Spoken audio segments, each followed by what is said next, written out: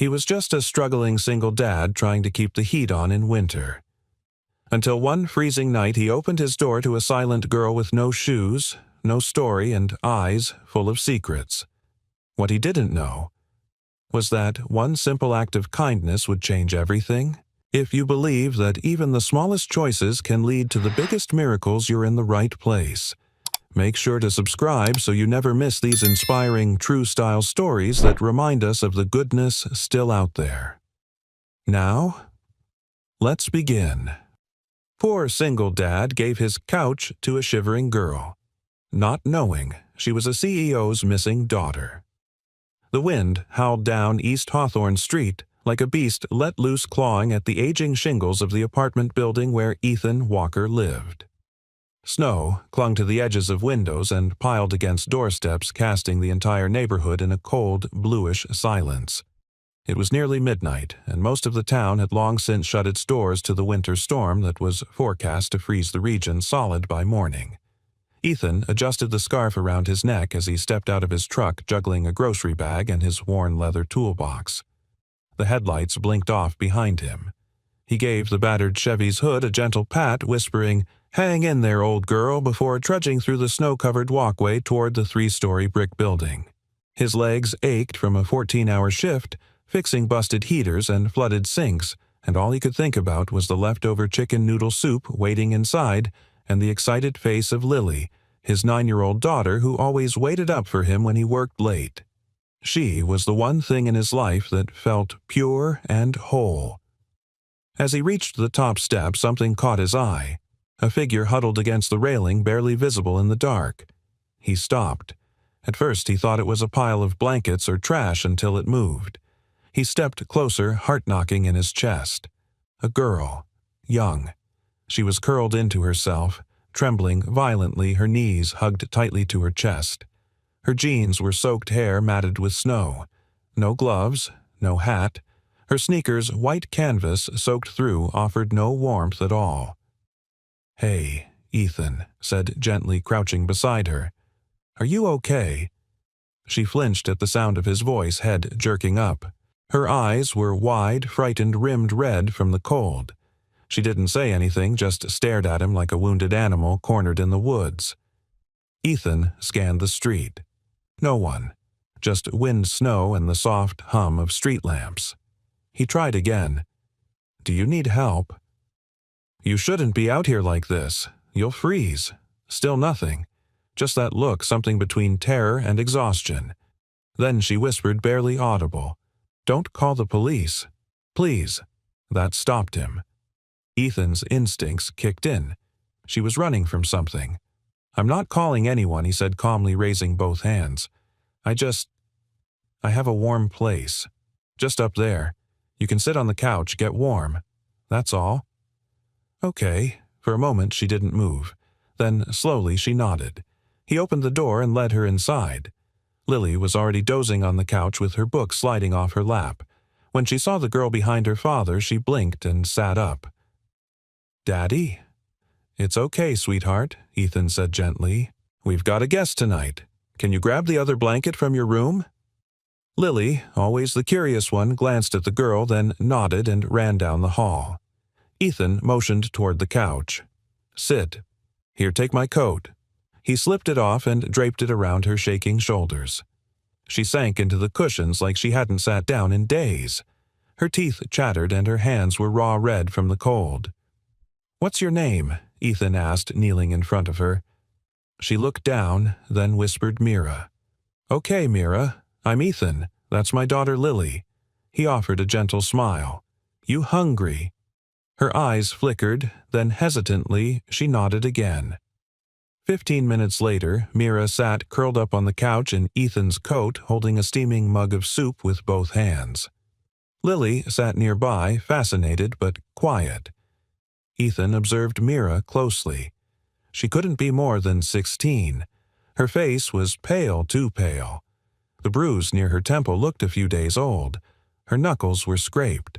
Something about the way she glanced at the window every few seconds made his stomach twist. "Did something happen to you, Mira?" he asked carefully. "Is someone looking for you?" Her shoulders tensed. I just need a place to stay. Just for the night. Please. He wanted to press her, wanted to know what had left her out in the cold, half-frozen, terrified. But there was something in her voice that stopped him. A desperation he recognized. He'd heard it before, in his own voice. The year his wife died, the week he lost the house, the night he had to choose between rent and medicine for Lily's asthma. He nodded once. You can stay. No questions tonight. Lily leaned over and whispered, She looks like someone I saw on TV. Ethan gave her a gentle hush, then turned back toward Mira. Her eyes were already closing the warmth, pulling her into sleep. She clutched the couch pillow like a lifeline, still wrapped in his coat lips, parted in exhausted breath. He turned off the lamp, letting the room fall into soft darkness. Later, as he lay on the floor in a blanket beside Lily's room, having given the girl the couch, Ethan stared at the ceiling. The wind had eased outside. Snow still fell, but gentler now. Something about the girl nagged at him. Her voice, her look, that name, Mira. He couldn't shake the feeling that this wasn't just a runaway, and that tomorrow would bring more than answers. It might bring consequences. Or it might bring something else entirely. He didn't know it yet, but the girl on his couch had once been at the center of national headlines, and by morning the world would start looking for her again. Morning arrived with the soft crunch of ice melting against glass and the quiet creaks of an old radiator groaning to life. The apartment smelled of weak coffee and toast, a ritual Ethan maintained no matter how empty the fridge felt or how tight the week had been. It was his way of saying, we still live. We still start the day. He stood by the small kitchen window watching the snow outside slowly turn to slush.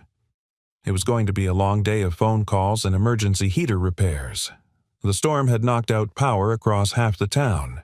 Behind him, the couch shifted with a rustle. Mira sat up slowly, blinking against the daylight pouring in through the curtains. Her hair was tousled, falling over her face in uneven strands. She looked around as if unsure where she was then remembered. And she froze. It's okay, Ethan said gently, turning from the sink. You're safe here. Mira didn't speak at first. Her eyes darted around the room like she was searching for escape routes. The coffee mug in Ethan's hand seemed to calm her. Something familiar. Ordinary. Did you sleep okay? He asked. She nodded slightly, still clutching the throw blanket around her thin shoulders. You hungry again?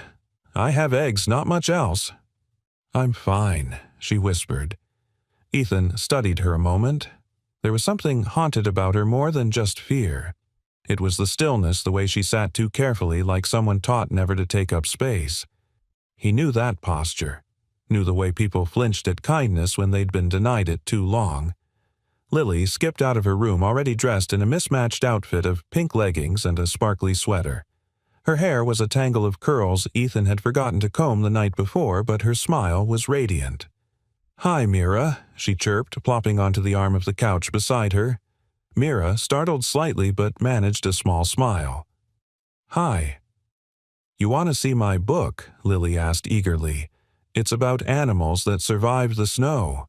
There's this one bird that can fly even in a blizzard. Ethan opened his mouth to step in, but Mira surprised him by nodding. Sure. As Lily dashed off to grab her book, Ethan crouched beside the couch and lowered his voice. She's a talker, and she doesn't forget kindness. Mira looked at him. Her eyes flickered gratitude, maybe, or exhaustion. You don't have to tell me anything, Ethan said carefully. But if someone's looking for you, if you're in trouble, I can help. Her jaw tightened. I don't want help, she said, voice low. I just need time. Just one more night. Then I'll go. You can stay longer than that, Ethan offered. We don't have much, but what we have, we share. Mira looked away, her hands knotted in the blanket. Where are your parents? Mira. She flinched. Don't ask me that. Ethan straightened slowly, sensing the invisible wall she had just thrown up between them. Not anger. Fear. Lily returned with her book and flopped down beside Mira, opening it excitedly. As the two sat together, flipping through pages and giggling at the snowshoe hare with comically large feet, Ethan watched something shift in Mira's posture. Her shoulders loosened. Her hand stopped trembling. It wasn't just warmth she needed, it was safety, trust, home. Later that day, Ethan stood in line at the hardware store picking up a replacement valve for a client's busted water heater. The store TV mounted in the corner played local news. A segment caught his eye, a woman with poised elegance sitting stiffly behind a podium surrounded by microphones. Vivian Cross, CEO of Crosstech, a name that had graced Forbes and financial columns for years. But this segment wasn't about stock prices. Ethan turned up the volume just a touch. 3 years since her daughter Amelia disappeared outside a music hall in Chicago. No credible leads have surfaced since, but Vivian Cross believes new information may be coming. The camera cut to a still image of a bright-eyed girl, long chestnut hair, dimpled smile. The name beneath Amelia Claire Cross, age 13 at disappearance, age 16 now. Ethan's stomach dropped. She looked just like Mira. He shook the thought away. No, it couldn't be. This was a small town. Runaways, yes. Troubled teens, maybe. But that girl. Still, as he drove home later with the part tucked beside him on the seat, the image wouldn't leave his mind.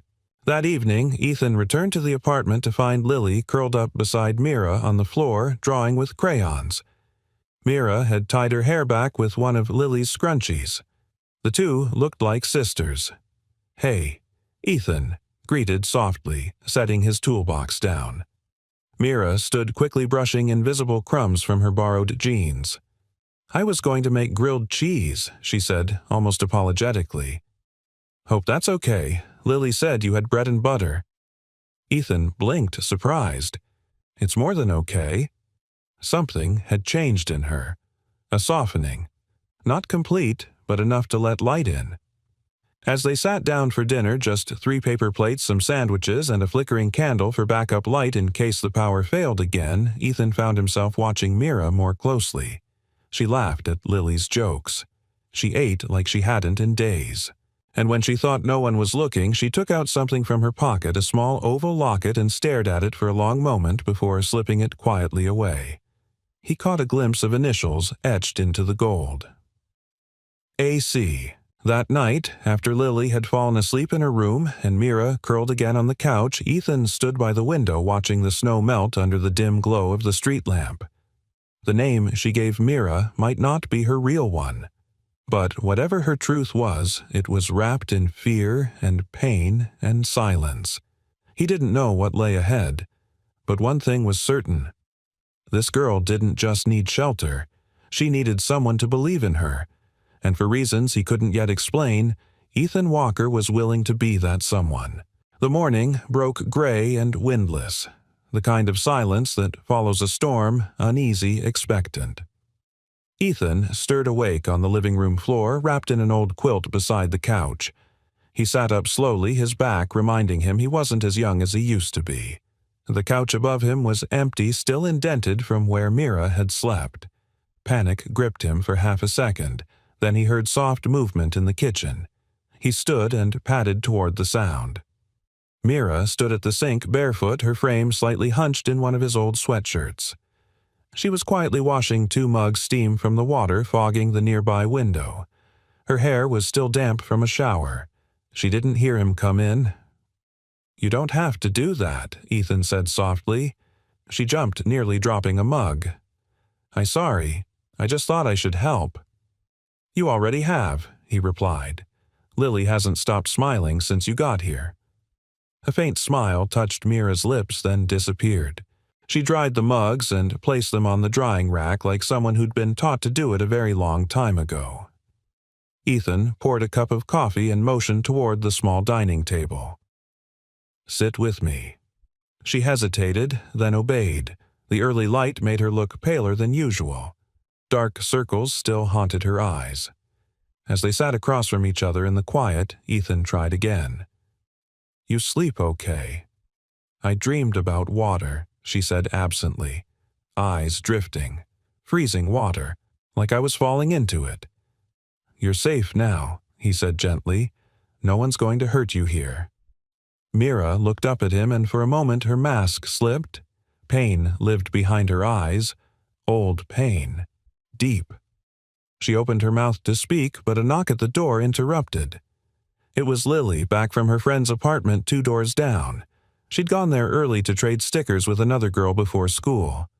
"Daddy, can I watch cartoons before I get dressed?" Ethan nodded. "Just a few minutes."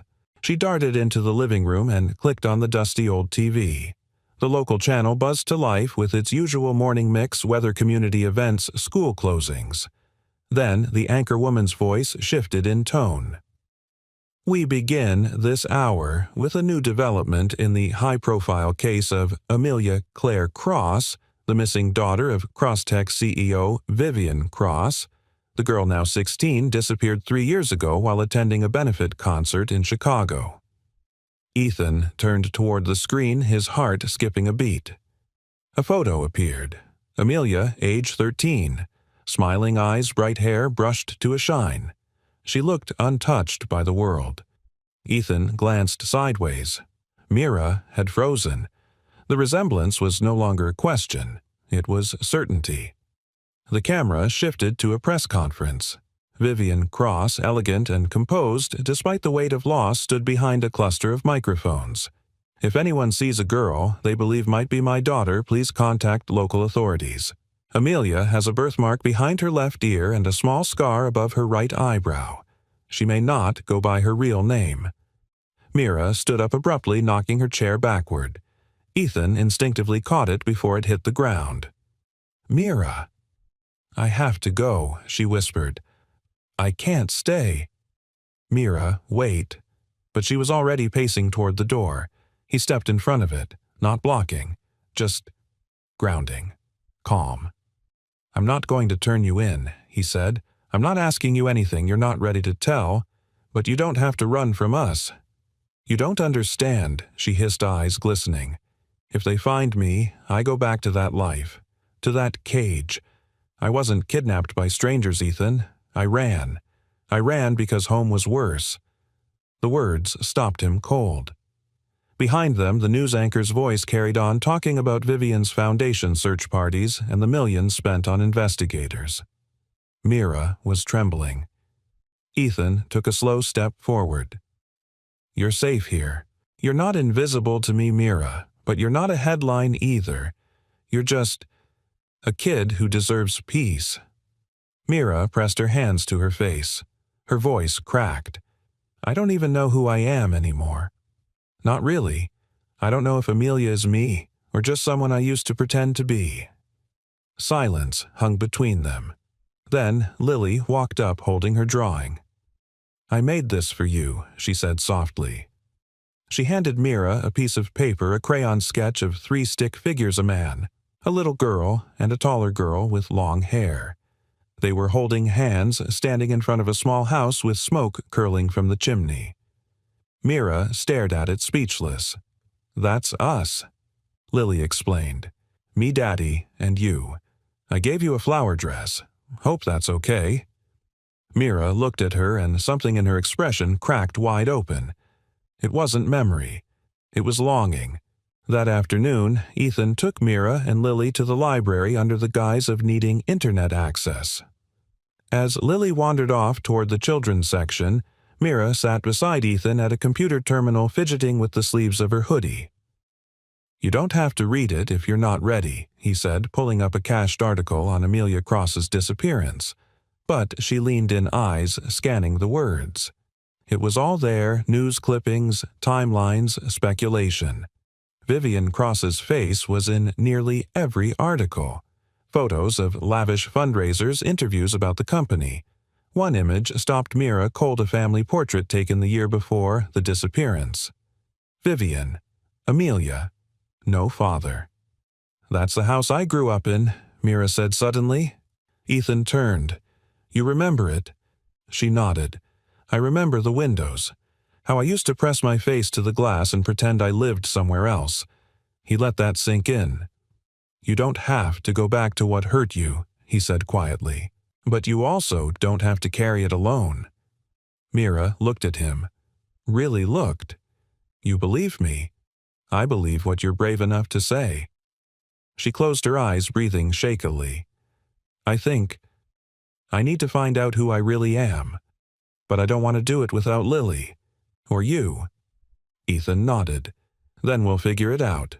Together. Outside, the sky had begun to clear. The town once buried in snow was thawing. Slowly, carefully, just like the girl in his care. The sky had turned to a soft amber haze by the time they returned home, the last blush of sunset hanging low behind the bare trees. The storm had passed, leaving behind cracked sidewalks, damp porches, and a quiet that clung to the town like a secret. Ethan pulled into the driveway slowly, his thoughts spinning faster than the truck's tired engine. Mira hadn't said a word the whole ride back. She sat in the passenger seat, her fingers curled around the drawing Lily had made, now slightly creased at the corners. In the back, Lily hummed softly, oblivious to the weight in the air. When they entered the apartment, Mira moved to the couch wordlessly. She folded the drawing and tucked it into her backpack, almost like she was trying to hide it away, not from view, but from hope. Ethan watched her for a moment, then made 2 mugs of cocoa, the real kind, not the watered-down packets. He handed one to her without speaking, and sat in the chair across from her. "You don't have to talk," he said, voice low. "But if you want to, I'll listen." Mira stared into the cocoa for a long moment. Then softly, "I ran away the night of the charity concert." Ethan didn't move. "I wasn't taken like the papers say." She continued, "I slipped out the back of the theater. No cameras caught it. The staff thought I was in the restroom. It was easy." "Why?" Ethan asked gently. She looked up at him then, and for the first time he saw the full truth in her eyes. "Because I couldn't breathe in that life. I wasn't a daughter, I was a display. A project. Everything I said was rehearsed. Every smile was for show. And if I stepped out of line even a little, it was ice. That kind of silence you don't recover from." Ethan swallowed hard. Mira nodded. She wasn't cruel the way people think cruelty looks. She didn't hit. She didn't scream. But she made sure I knew I was a disappointment. Not polished enough. Not smart enough. Not cross enough. After my father died, it got worse. She set the mug down. Her hands trembled slightly. There were days I would sit in my room for hours just staring out the window, pretending I lived somewhere like this. Somewhere warm and loud and kind. And then, one day, I just walked away. Ethan leaned forward, elbows on his knees. And for 3 years, foster homes. Shelters. Sleeping in libraries when I could. I used the name Mira because it was close to Amelia, but not enough to trigger attention. I dyed my hair once. Cut it. Grew it back. Worked under the table cleaning jobs. She let out a shaky breath. I was doing okay in a way. I made it almost 2 years without anyone asking too many questions. But 3 weeks ago, I took a job cleaning at a motel outside Chicago. One of the guests recognized me from a photo. I panicked, ran again, got on a bus, ended up here. Ethan was silent for a long beat. Then, gently, "Why did you stop walking that night? Why this street?" Mira blinked. "There was a light in your window. Just one window. Warm, yellow light. Not the cold kind. And for a moment I thought, maybe I'd be safe if I made it to that door." He closed his eyes briefly. She added almost in a whisper, "I didn't expect kindness. I just hoped someone might not slam the door in my face." "You deserved more than that," Ethan said quietly. "You deserved to be a child, not a brand." Mira swallowed the lump rising in her throat. She hadn't cried, not in front of anyone in years. But something about this man, this home, this humble space filled with second-hand furniture and hand-drawn pictures on the fridge, it dismantled her defenses. He saw her. Not the heiress, not the runaway. Just her. A knock at the door made them both jump. Ethan stood cautiously glancing through the peephole. It was Mrs. Donnelly, the elderly neighbor from 3B, clutching a basket. He opened the door with a forced smile. "Evening, Ruth. You're running low again, aren't you?" she said without preamble. "I saw you bringing in that skinny girl the other night. Thought I'd drop off some chili. Warms the bones." She peered past him and spotted Mira. "Well, there she is. Poor thing looks like a whisper." Mira tried to smile. "She's a friend of Lily's," Ethan said a practiced line. Mrs. Donnelly raised an eyebrow but didn't pry. She handed over the basket and tapped his chest with a gloved finger. "You're a good man, Ethan Walker. Not many would open their doors these days." As she walked away, Ethan closed the door and turned to Mira. "You okay?" She nodded. Then something flickered in her eyes. Confusion. Surprise. "That's what it's like here?" she asked.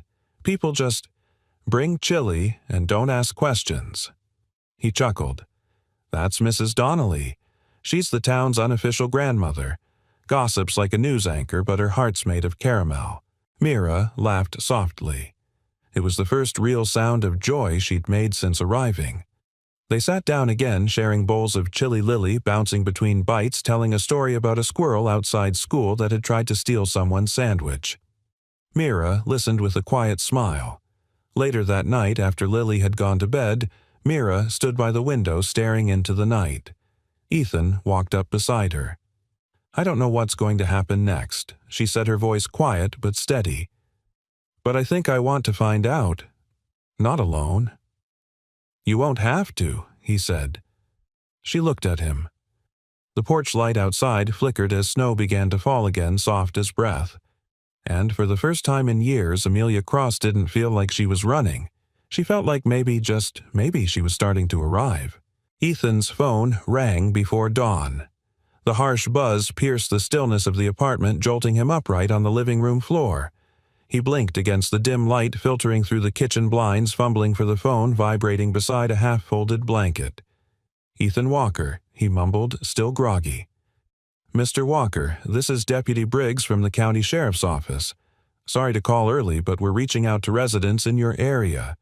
There was a possible sighting related to an open missing persons case. Your vehicle was logged by a roadside camera near Highway 32 3 nights ago. You happen to recall anything unusual?" Ethan's blood chilled. I drive that route often for jobs," he said carefully. "What's the case?"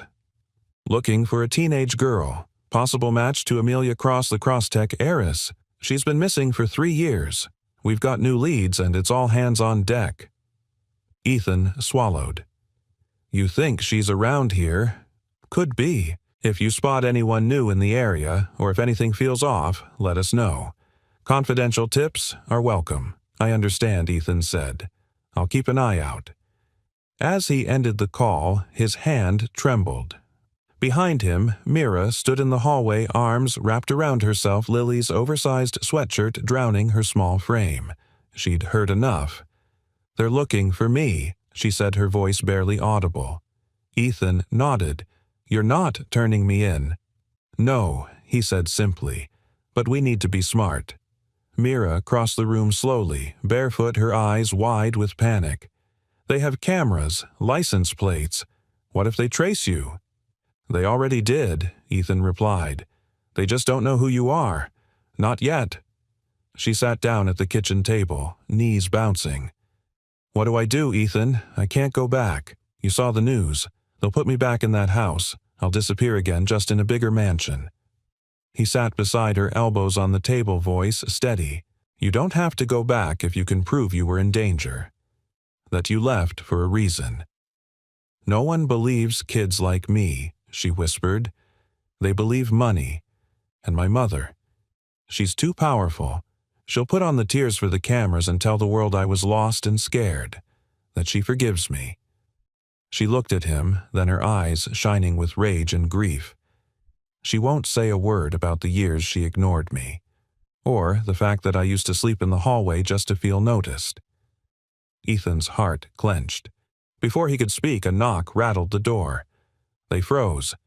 Ethan walked to the door and checked the peephole. A uniform. Not police. Postal. He exhaled. "It's just the mail," he said, trying to smile. But Mira didn't move. She stayed seated, trembling slightly, staring into space. Ethan walked over and knelt beside her. "You're not alone anymore. We'll take this one step at a time. But what if the next step is losing everything she asked? Then we take the one after that," he said gently. "Together." Later that afternoon, Ethan headed to a client's house, a busted water heater on the edge of town. He left Lily at school and Mira at the apartment with clear instructions not to open the door for anyone. She nodded, but said little, curling up with Lily's crayons and an old sketchbook. The heater job took longer than expected. Frozen pipes, rusted bolts. While crouching under the client's sink, his phone buzzed again. This time it was a voicemail from an unknown number. He stepped outside to listen. "Mr. Walker, my name is Daniel Marks. I'm an independent journalist. I received an anonymous tip that Amelia Cross might be hiding in your town.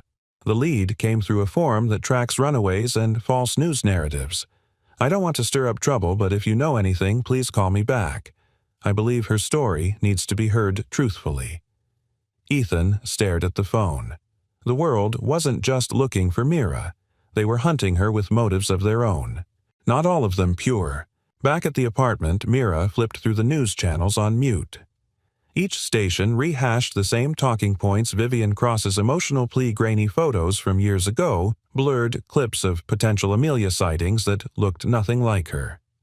One clip showed a woman speaking to reporters outside a private school. She was always a quiet girl, sweet, never made waves. But I heard the pressure at home was a lot. Mira stared at the screen. Someone knew. Someone else had seen it. She flipped to another channel. This time, it wasn't just speculation. It was a newscast with a banner. Former Crosstech employee claims Amelia's disappearance was inevitable. A grainy interview followed, voice disguised, face blurred. She was more of a mascot than a daughter. No kid should live like that. Mira's hands clenched the edge of the couch. Outside the window, snow began to fall again. But for the first time, she didn't feel like hiding. When Ethan returned home, she met him at the door. "I need to tell my story," she said. He raised an eyebrow. "To who?" "To someone who will actually listen. Someone who won't twist it. That journalist who called you, maybe he's different." Ethan nodded slowly. "It's your choice. But once you go forward, there's no going back." "I know," she said, "but maybe that's okay." She looked over her shoulder at the drawing still pinned to the fridge, Lily's picture of the three of them. "I want to stop running. For me. For her." Ethan's voice was quiet. "Then let's find your voice again." That night, Mira sat at the kitchen table with a blank piece of paper. Ethan handed her a pen. "You don't have to write everything. Just start." She nodded and bent over the paper, and with a deep breath she wrote, "My name is Amelia Claire Cross. I wasn't kidnapped. I left. And this is why." The storm outside gathered again, but this time she wasn't afraid of it. The glass walls of the conference hall gleamed beneath the morning sun, overlooking the frosted skyline of Chicago. A row of sleek microphones lined the podium like silent sentinels. Cameras flashed. Reporters murmured behind cupped hands. Security stood at full alert near the exit's, earpieces glinting under tailored coats. Vivian Cross entered the room to a wave of clicks and whispers. Impeccably dressed in a steel-gray blazer, her posture was flawless, chin slightly lifted, a portrait of composure. But behind the crisp professionalism was something harder to ignore. Grief, aged and tightly wrapped in control. Her eyes, lined with fatigue and unspoken desperation, betrayed a mother whose time was running out. She adjusted the microphone. "I'd like to thank you all for coming." She began, her voice smooth but deliberate, like every syllable had been carved from stone. 3 years ago, my daughter Amelia Claire Cross vanished. And for 3 years I have searched, hoped, and grieved every single day. A photo of Amelia at age 13 flickered on the screen behind her bright smile head, tilted slightly, a glittering piano in the background. She was last seen wearing a blue dress and black coat. She had a small scar above her right eyebrow and a birthmark behind her left ear. And though she may no longer resemble the girl in this photo, I am certain as any mother would be that she's still out there. Vivian paused, letting the silence hang just long enough. I'm offering a renewed reward, $5 million for credible information leading to her return. Cameras flashed, reporters scrambled for questions. But Vivian raised her hand calmly. No further statements today. She stepped away from the podium, ignoring the sudden swell of noise behind her. Outside the hall, a woman approached with a phone pressed to her ear. "Ma'am," she whispered, "we may have something." A tip came in through an anonymous channel. "Small town, north of here. Preliminary details. Might be credible." Vivian didn't respond immediately. Her eyes drifted to the skyline, to the falling snow catching on the glass. "Schedule the jet," she said. "I want to see it myself." Back in the apartment, Mira sat on the floor surrounded by torn notebook pages and doodles Lily had made to help with inspiration. The little girl knelt beside her, determinedly coloring a rainbow over Mira's name in block letters. "Do you think your mom will cry when she sees you?" Lily asked innocently. Mira hesitated. "I don't know." "She should," Lily said firmly. "If she loves you." Mira didn't respond. Her fingers ran along the spine of a worn photo album Ethan had left nearby Lily's baby pictures, birthdays, school projects. Love was woven into the pages of that album in ways her own family had never understood. There were no nannies here, no private tutors, or staged holiday cards, just messy faces, crayon confessions, and real raw life. Ethan walked in coat dusted with snow. He caught the look on Mira's face and sat beside her. "Something on your mind." She looked up. "Do you think she'll actually come?" "My mom. If she thinks she's found you," he said, "she'll come. But the real question is, are you ready to face her?" Mira sat back. "Part of me wants to run again, but another part, I want her to see me now. Not the version she crafted. Me." Ethan nodded. "Then maybe it's time you tell your story before someone else tells it for you." That evening, Mira agreed to meet with the journalist Ethan had spoken to Daniel Marks. They arranged a discreet visit at a neutral spot, the town's closed library, after hours, courtesy of Ethan's old friend who kept the keys. Daniel was in his late 40s, weathered by years of chasing truths people wanted buried. He carried a small recorder and a kind smile. No camera crew, no press badge. "I'm not here to exploit you," he said as they sat across from one another. "I've seen too many stories twisted by headlines. I'd rather just listen." Mira held the recorder in her hands for a long moment, then pressed the red button. "My name is Amelia Claire Cross," she began, voice trembling but clear. "I disappeared 3 years ago. But not because someone took me. I ran away. I ran because the life I was living was slowly erasing who I was." She paused, her fingers tightening around the recorder. "My mother is powerful. She's brilliant. But behind closed doors, I was an accessory, not a daughter. My days were scheduled to the second. My choices didn't exist. And when I made mistakes or just wanted to be normal, it was met with silence. Not anger, just distance. That hurts worse." Daniel said nothing. He let the silence breathe. "I don't want money," Mira continued. "I don't want revenge. I want to be free to live a life that belongs to me. And I want the world to know that kindness saved me. A couch in a stranger's living room saved me more than any mansion ever did." She clicked off the recorder. Daniel sat back, visibly moved. "May I publish this exactly as you said it?" Mira looked to Ethan, who nodded gently. "Yes," she said. "But don't make it a scandal. Make it human." He smiled. "That's the only kind worth telling." That night, Mira couldn't sleep.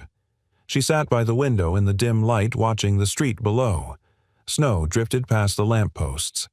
A car rolled by and parked across the street, sleek black, clearly not from town. She didn't have to guess. Ethan stepped beside her. "She's here, isn't she?" Mira nodded. "She's always 10 steps ahead. You don't have to face her tonight." Mira stood exhaling deeply. "No, but I'm not the same girl who ran away." As she walked toward the bedroom to rest before morning, Ethan called softly after her. "No matter how this ends, you've already won something back." She turned. "What yourself?" And in the hush of that winter night, as the world outside shifted beneath a thin veil of snow, Mira Amelia closed her eyes, knowing that for the first time she wouldn't be running when morning came. She would be seen. The air was still the next morning. Not silent, but tense like a breath being held. Ethan rose, early muscles stiff from the floor again, and wandered into the kitchen. The apartment was unusually quiet. Lily was still asleep, her door half closed. But the living room was empty. The couch, blanket folded, pillow untouched, and Mira gone. His heart stuttered. "Mira," he called already, striding toward the bathroom. Empty. Kitchen. Nothing. Her backpack gone. The front door locked but not deadbolted as he always left it. A folded note sat on the kitchen table. His hands shook as he opened it. "I'm sorry, Ethan. You gave me more than I deserved. That's why I can't risk bringing trouble to your door. I need to face this alone. Thank you for everything." Ethan stared at the note for a long time. His mouth was dry. He reread it, willing it to change, but she was gone. He grabbed his jacket keys already in hand. The bus station was his first stop. No one matching Mira's description had boarded this morning. He checked the park next, then the library, then circled back to Main Street, his eyes scanning every face, every sidewalk. Each passing minute carved deeper into his chest. By the time he returned home, Lily was awake, sitting on the couch, rubbing her eyes. "Where's Mira?" she asked, clutching her stuffed bear. Ethan didn't answer right away. She stared at him. "Daddy." "She left, sweetheart," he said quietly. "She thought it was the best way to keep us safe." Lily's face crumpled, "But she said we were family." "I know," Ethan whispered, gathering her into his arms. "I know." That afternoon, he called Deputy Briggs. "I need to report something," he said. "Not a crime. A concern. A girl. Her name is, well, she goes by Mira. But I think she's the one everyone's looking for." The line went quiet. "You sure?" "I've been sure for a while. The deputy promised to send someone over." Ethan hung up and sat down, staring at the folded note again. But before the deputy arrived, the phone rang. This time, it was the hospital. "Mr. Walker, we found your number in a folded slip of paper inside a coat pocket. A girl, teenage hypothermic, was brought in by a good Samaritan who found her unconscious behind the old diner near the train station. She's stable now." Ethan's legs nearly gave out. "Is she awake?" he asked. "Just barely." But she kept saying one name, over and over. What name? Lily. He reached the hospital in under 10 minutes, barely remembering the drive. The nurse guided him through the emergency wing and pulled back the curtain to reveal the narrow bed. Mira lay there, face-paled IV in her arm, oxygen gently hissing beside her. Her lips were cracked, eyes closed, but her hand twitched when he said her name. "Mira." "I'm here." Her eyes fluttered open slowly. "Ethan." "Don't ever do that again," he said, his voice breaking. "You don't run from family. Not anymore." "I was scared," she whispered. "I know. But don't go alone. Not anymore." A nurse stepped in, clipboard in hand. "There's someone here to see her," she said. "A woman." Ethan turned slowly. Vivian Cross stood in the hallway, immaculate as always. But this time the expression on her face wasn't one of poise. It was something Ethan hadn't expected. It was heartbreak. The nurse gestured her forward. Vivian stepped into the room, her heels silent against the tile. Mira's breath caught. Her fingers tightened around the blanket. "Hi, Amelia," Vivian said, voice barely above a whisper. Mira didn't respond. Vivian looked at Ethan. "You're the man who sheltered her." I'm the man who saw her, he replied. Vivian nodded as if she deserved that. I've searched for you every day, she said to her daughter. No, Mira rasped. You searched for the version of me you lost, not me. Vivian looked stricken, but she didn't argue. I didn't know how to love you, right? She said. I controlled everything because I thought that would keep you safe. But I see now. It kept you caged. A pause. Then, softly, I'm sorry. Tears slipped silently down Mira's cheeks. I don't want to go back, she said. You don't have to, Vivian replied, voice cracking. I don't deserve to make that demand.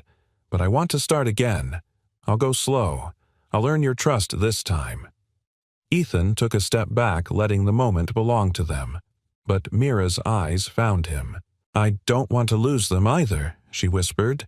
Vivian looked at Ethan, then back at her daughter. Then we don't lose anyone, she said. We build something new, if they'll let us. Outside the hospital, snow began to fall again. But this time it wasn't heavy or sharp. It was soft, like lace unraveling in the sky. And as Ethan stepped out into it, Mira beside him in a wheelchair, Vivian pushing gently Lily, running ahead with her arms spread wide, he realized something profound.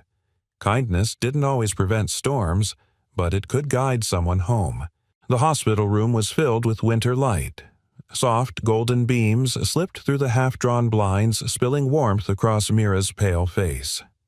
The room smelled faintly of antiseptic and warm linen. Machines beeped steadily in the background, but the atmosphere was no longer tense. It was tender, suspended in a moment that felt like the calm after a long, merciless storm. Vivian Cross sat by the window, not in a power suit, not behind a podium, but in a soft navy cardigan, her hair pulled back loosely. Her phone, usually an extension of her hand, remained untouched on the windowsill. Mira Amelia sat upright in bed, propped by pillows, a light hospital blanket pulled to her waist. Her fingers absently traced the stitching on the hem as if anchoring herself in the moment. Ethan stood beside her with Lily nestled at his side, holding a small get-well card she'd drawn with hearts and stick figures. The silence in the room wasn't uncomfortable. It was thick with meaning. 3 lives stitched together by chance, now trying to figure out if they could become something more. Vivian finally broke the silence. The doctors say you can be discharged tomorrow. Mira nodded slowly but didn't speak. Vivian swallowed. They said you were severely hypothermic when they found you. If that man hadn't stopped... Mira interrupted gently. I left, so I wouldn't bring danger to Ethan and Lily. Ethan's voice was quiet. You are never the danger. What's chasing you might be but you. You're a kid with a good heart. Mira's eyes glistened. I didn't know how to let people protect me, she admitted. I thought strength meant staying silent. Running. Vivian's voice cracked. That's my fault. Amelia looked over at her mother, really looked and saw for the first time in a long while not the executive, not the figure behind the company or the media image, but a woman with wrinkles near her eyes and pain in her hands from gripping things too tightly. You were raised to be strong, Amelia said. But I wasn't. I was just trying to be seen. And when I wasn't, I disappeared. Vivian's breath hitched, and for a long second she said nothing. I didn't know how to be a mother, she finally whispered. I thought providing meant loving. I never realized that presence mattered more than any mansion or tutor. Amelia's shoulders trembled, and Ethan gently reached over and rested a hand over hers. Lily leaned forward, earnest and wide-eyed. Can we still be like a family, even if it's all messy? Everyone turned to her. Vivian blinked, visibly stunned by the child's raw honesty. Amelia let out a small broken laugh. I think messy might be exactly what we need. The discharge process was quiet but efficient. Vivian, now visibly softened, signed the forms without a flurry of assistance. When they reached the parking lot, her sleek black sedan sat idling nearby. Vivian walked ahead and opened the passenger door. But Amelia didn't move. She turned to Ethan. I want you to drive me home, to wherever home is now." Ethan hesitated. "You sure?" She nodded. "I've spent enough time in silent cars with tinted windows." Vivian didn't argue. She handed Ethan the hospital bag with a surprising lack of protest and said, "I'll follow." As they drove through the snow-dusted streets of the small town, Amelia rolled the window down halfway and let the wind kiss her face. She looked at Lily, humming beside her in the back seat, and smiled. "You know what's weird?" she said softly. "I've never felt more like Amelia than I do right now. Not at a gala.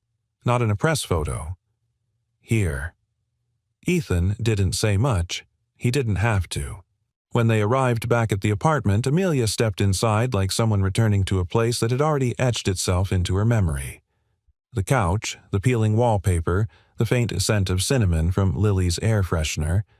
It was humble, but it was real. Vivian stepped in behind her eyes, scanning the room slowly. She didn't say, "This is where you were." She didn't scoff at the tiny kitchen, the outdated heater, or the second-hand bookshelf. She looked at Ethan. "I understand why she stayed," she said simply. "Thank you for not treating her like a headline." Ethan gave a respectful nod. She never was. Later that evening, the four of them sat around the small kitchen table eating grilled cheese sandwiches and canned tomato soup. The conversation was awkward at first. Vivian wasn't used to small talk, and Lily didn't know when to stop. But somehow it worked. At one point, Lily asked, "Do you have a favorite color?" Amelia Vivian started to answer out of habit, but Amelia raised her hand with a smile. "I like yellow. Bright sunshine yellow." Vivian looked surprised. "You used to say blue. I used to say a lot of things to make you smile." Amelia said, not with anger, but truth. Vivian lowered her eyes. Lily beamed. "Yellow is my favorite, too." They high-fived, and the room softened. As the night settled in, Vivian prepared to leave. She stood in the doorway, hesitant. "I'm staying at the inn across the street," she said to Amelia. "I'll be here as long as you want me to be. And not a minute longer than you're ready." Amelia stepped forward unsure, then surprised herself by hugging her mother not tightly, not long, but with sincerity. Vivian's arms trembled as she returned it. As the door clicked shut behind her, Amelia turned to Ethan and Lily. I want to stay here. For now." Ethan smiled. "The couch is still yours." "I'd like to share Lily's room," she added, "if she doesn't mind." Lily jumped up. "I was hoping for a roommate." And as they disappeared into the back room giggling, Ethan stood alone in the living room for a moment, staring at the empty couch. 3 weeks ago, it had just been furniture. Now it was part of a miracle. Winter hung on like a whispered secret, reluctant to leave. Outside, the sidewalks glistened with the remnants of slush, and icicles clung to gutters like glass teardrops. But inside Ethan's modest apartment, something had changed. Something invisible, but undeniable. There was warmth. Not just from the rickety heater that groaned through the night or the extra fleece blanket Vivian had mailed after her third visit, but from laughter, from the scent of pancakes on Saturday mornings, from the soft way Amelia said Lily's name now like it meant safety, like it meant home. Amelia had been living there for 3 weeks. She wasn't hiding anymore. She was healing.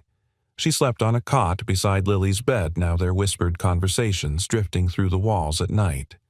She helped make dinner, folded laundry, and even walked with Ethan to his repair jobs occasionally.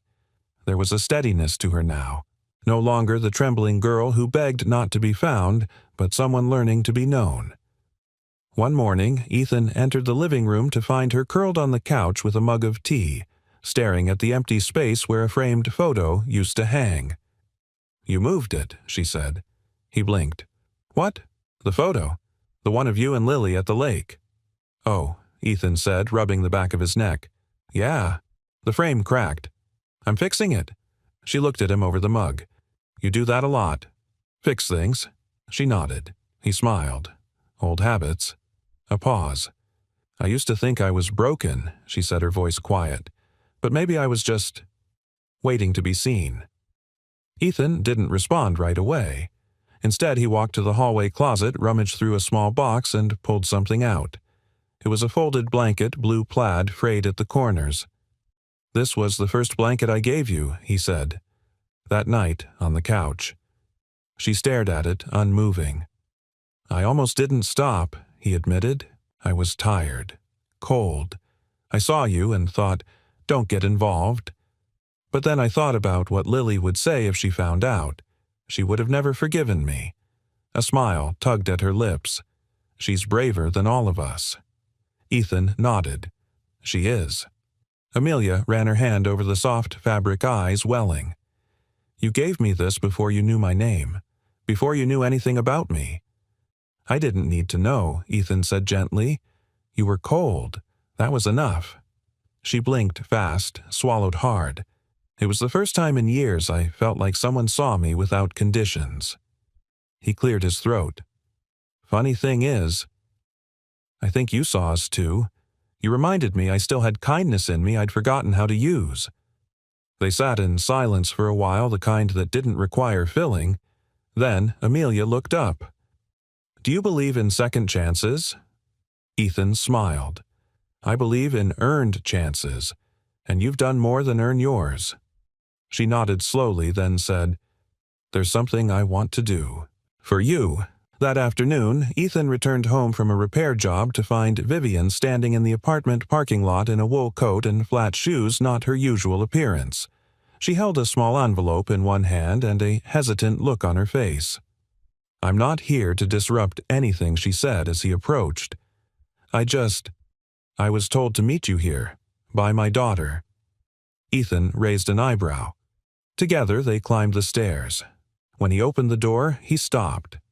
Inside the apartment stood Amelia and Lily.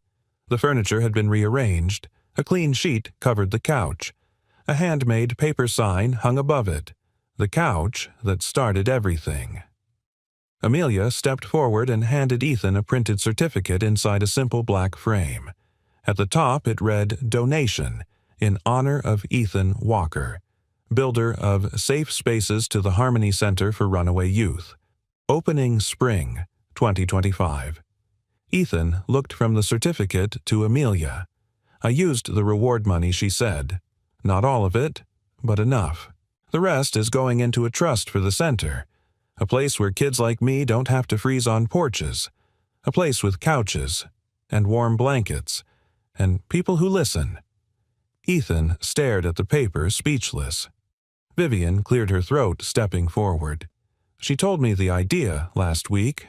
Said it was the only way the money would mean something." "It does," Ethan said, his voice rough. "It means everything." He sat down on the couch, and stared at the space that had once been just a patch of worn fabric, but now held the weight of something sacred. Amelia sat beside him.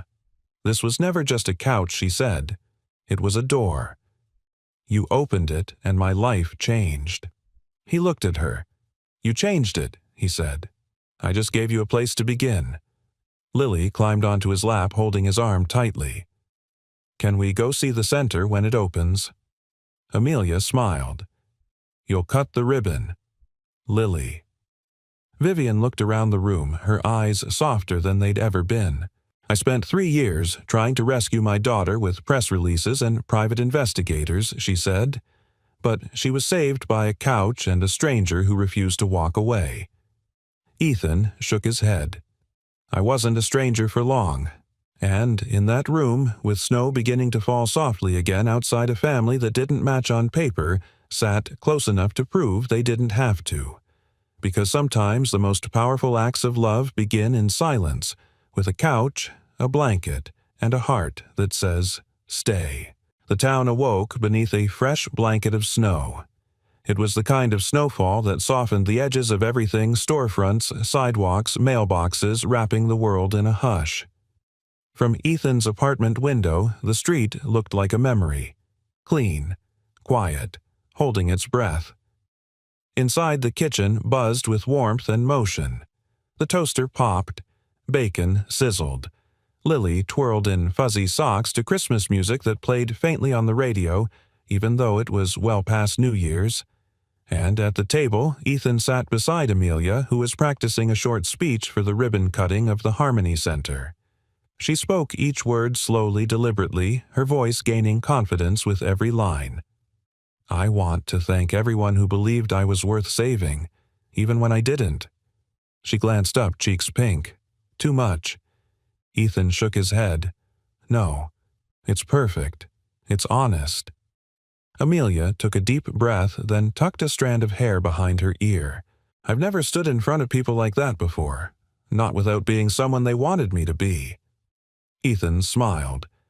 "Then maybe it's time they meet the real you." Vivian arrived a few minutes later carrying boxes of fresh bagels and folders from the nonprofit team coordinating the center. Her visits had become more frequent, but less about checking in and more about showing up. She no longer looked like the woman who held press conferences. She wore jeans now. Sometimes even forgot her makeup. It suited her in a way she hadn't expected. "Traffic's already building near the center," she said as she placed the boxes on the table. "Press vans, local news, a few big names." Amelia winced. "I don't want it to feel like a publicity stunt." Vivian nodded. "It won't. Not with the way you've handled it. This is your story now." Amelia glanced at Ethan. "Our story." Lily piped up from under the table. "And mine, I get to wear my sparkly dress." Vivian laughed softly. "You do, sweetheart, and you'll outshine everyone." By noon, the four of them stood before the modest brick building on the far edge of town. It was simple, no frills, yet beautiful in its purpose. A new coat of paint, wide windows, a wooden sign above the double doors. The Harmony Center, a place to be found. A small crowd had gathered local leaders, reporters, a few of Ethan's old clients, and a group of teens from neighboring towns. The mayor gave a brief introduction applauding the project for changing the way we define rescue. Then she handed the microphone to Amelia. She stepped forward, the winter air nipping her cheeks, and glanced once at the folded speech in her pocket. Then she put it away. She looked up at the crowd, her voice clear. "My name is Amelia Claire Cross. I disappeared 3 years ago, but not in the way the world believed." A quiet ripple passed through the crowd. "I wasn't taken. I ran. I ran because I felt invisible in my own home, because I was tired of being perfect for cameras and empty in real life. I thought freedom meant escaping. But I was wrong." She paused. "Freedom found me on a snow-covered street when a man I didn't know opened his door and gave me the only couch he had." She looked toward Ethan and Lily standing together near the ribbon, their eyes glistening. "That act of kindness saved my life. Not because it fixed everything, but because it reminded me I was worth something, that I could be known, and still loved." She gestured to the center behind her. "This place is for kids like me. Kids who got lost because no one asked them how they were doing. Kids who don't need perfection, they just need presence."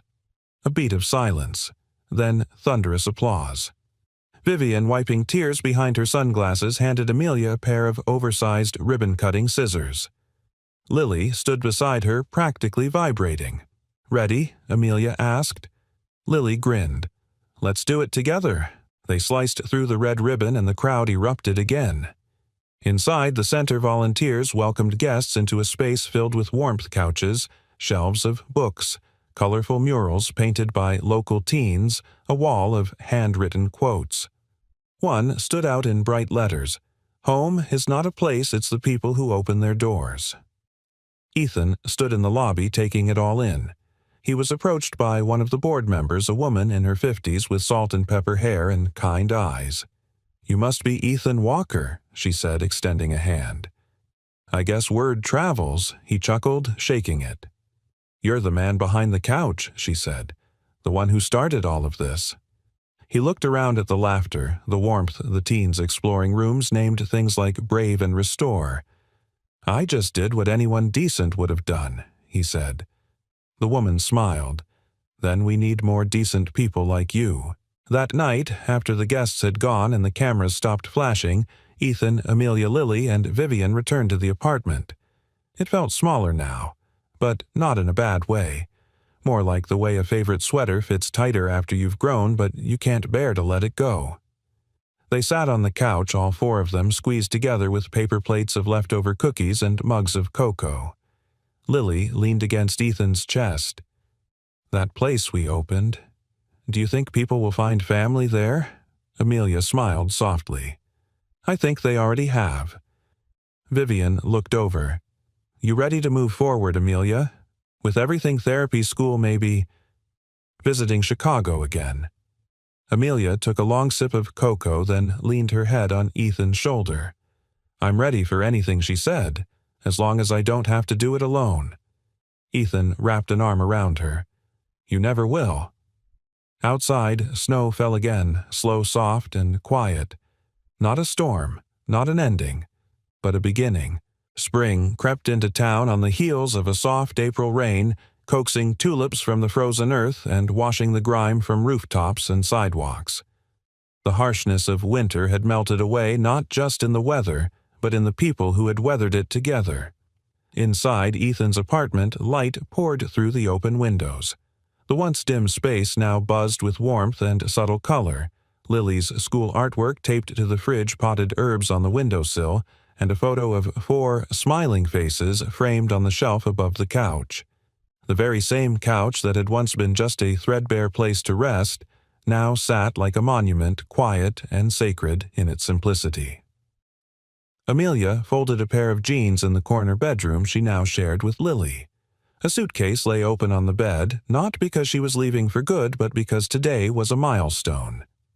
"Everything fit?" Ethan asked, leaning against the doorframe. Amelia smiled. "Mostly.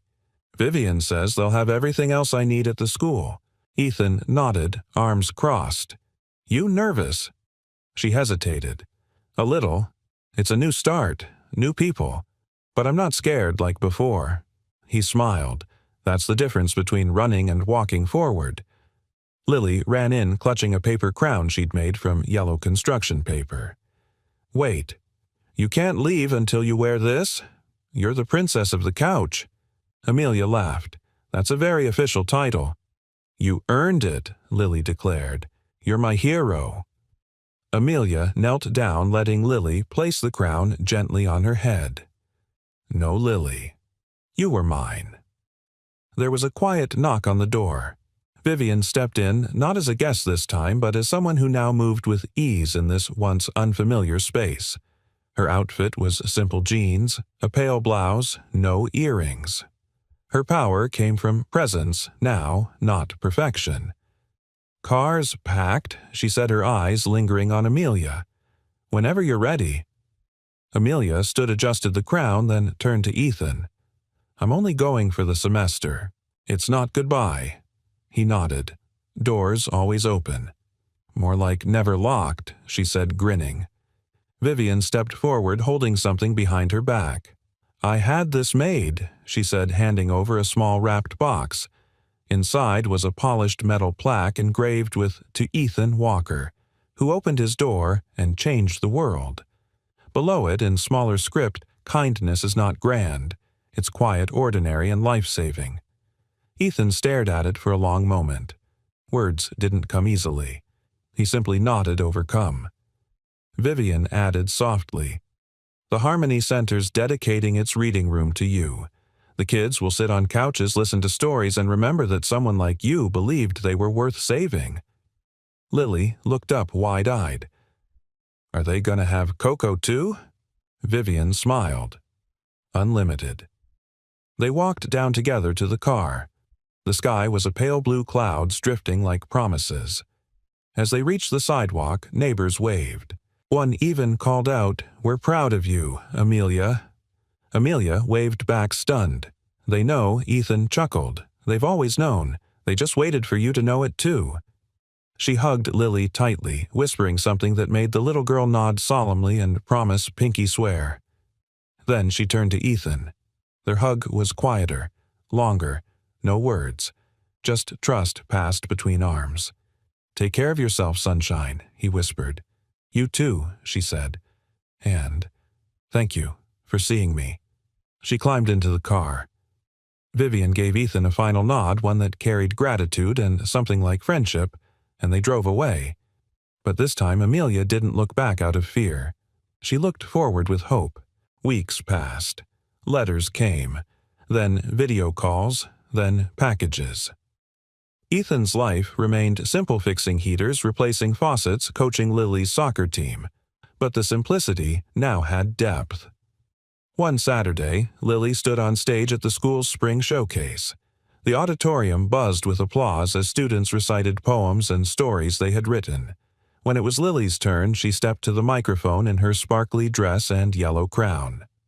My story is called The Couch That Found a Girl. Ethan sat straighter in his chair. She began. Once there was a couch. It was old and squeaky and didn't match anything. But one day a girl sat on it who had nowhere else to go. The couch didn't care. It gave her a place to rest. And then it gave her a family. The audience went silent. The girl thought she was lost, but the couch didn't see lost things. It only saw someone worth keeping. And that's how we became a family, not by matching, but by choosing. Tears welled in Ethan's eyes. When Lily finished, she looked directly at him and smiled. Later that night, as they returned home, Lily climbed onto the couch and curled up under a soft blue plaid blanket. Ethan sat beside her, holding a cup of cocoa in one hand and the plaque in the other. The apartment was quiet. Outside, a breeze carried the scent of earth and distant blossoms. Dad Lily whispered, "Yeah, do you think couches remember people?" He looked down at her, tucking the blanket under her chin. "I think the good ones do." She smiled, eyes drifting closed, and Ethan leaned back, letting the silence hold him, not empty but full, of memories, of second chances, of the family he never saw coming. Sometimes the miracle isn't in the thunder or the lightning. Sometimes it's just in opening your door and finding someone who stays. Where are you watching from? We'd love to hear where in the world you're joining us. Drop your city or country in the comments below and let us know which part of the story touched you the most. If you haven't already, make sure to subscribe so you don't miss any of our heartfelt stories that celebrate kindness, love, and the quiet strength of everyday people. Thank you so much for spending this time with us. Your presence here truly means the world.